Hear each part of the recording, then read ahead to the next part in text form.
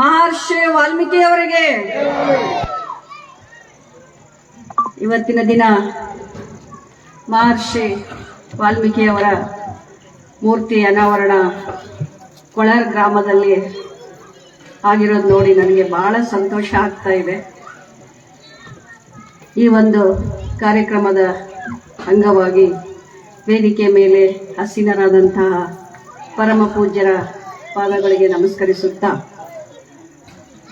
ಮತ್ತು ವೇದಿಕೆ ಮೇಲೆ ಹಸೀನರಾದಂತಹ ಸಹೋದರ ಜಗನ್ನಾಥ್ ಜಮಾದಾರ್ ಅವರೇ, ಈಗ ತಾನೇ ಮಾತಾಡಿದಂತಹ ಸಹೋದರ ಚಂದ್ರ ಸಿಂಗ್ ಅವರೇ ಮತ್ತು ಸಹೋದರ ತುಳಸಿರಾಮ್ ಅವರೇ, ಮಲ್ಲಿಕಾರ್ಜುನ್ ಪರಿಯಾರ್ ಅವರೇ, ಮಾಣಿಕ್ ನೇಳ್ಗೆ ಅವರೇ, ನಾರಾಯಣ್ ಬಂಗಿ ಅವರೇ, ಸುನೀಲ್ ಅವರಿದ್ದಾರೆ, ಕಾಶಂಪುರ್ ಅವರು, ಮತ್ತೆ ನಮ್ಮಲ್ಲಿ ಸಂತೋಷ್ ಜಿ ಅವರಿದ್ದಾರೆ, ಜಿರ್ಗೆ ಅವರಿದ್ದಾರೆ,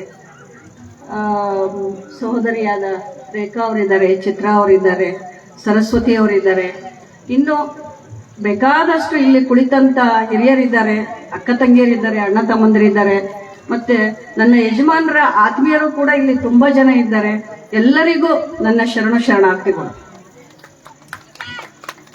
ಬಂಧುಗಳ ಇಷ್ಟೊತ್ತಿನ ತನಕ ಶಾಸಕರು ಮಾತಾಡಿದ್ರು, ಸಹೋದರರಾದ ನಮ್ಮ ಮಾಣಿಕ್ ನೇಳ್ಗೆ ಅಣ್ಣವರು ಕೂಡ ಬಹಳ ಸಂಕ್ಷಿಪ್ತವಾಗಿ ಉಪನ್ಯಾಸ ಮಾಡಿದ್ರು.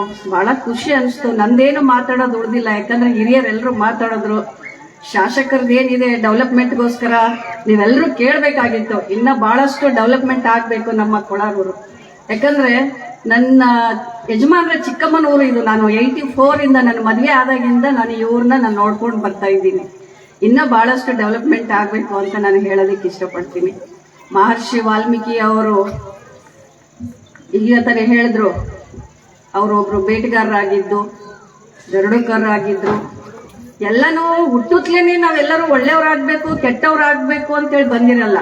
ಸಮಯ ಸಂದರ್ಭಕ್ಕನುಸಾರವಾಗಿ ನಾವು ಏಳಿಗೆಯನ್ನ ಕಾಣಬೇಕು ಅಷ್ಟೇ. ನಮ್ಮ ಸಮಾಜದಲ್ಲಿ ಆರ್ಥಿಕವಾಗಿ, ಶೈಕ್ಷಣಿಕವಾಗಿ, ರಾಜಕೀಯವಾಗಿ ಪ್ರತಿಯೊಂದರಲ್ಲೂ ನಾವು ಹಿಂದುಳಿದಿದ್ದೇವೆ ಬಂಧುಗಳೇ.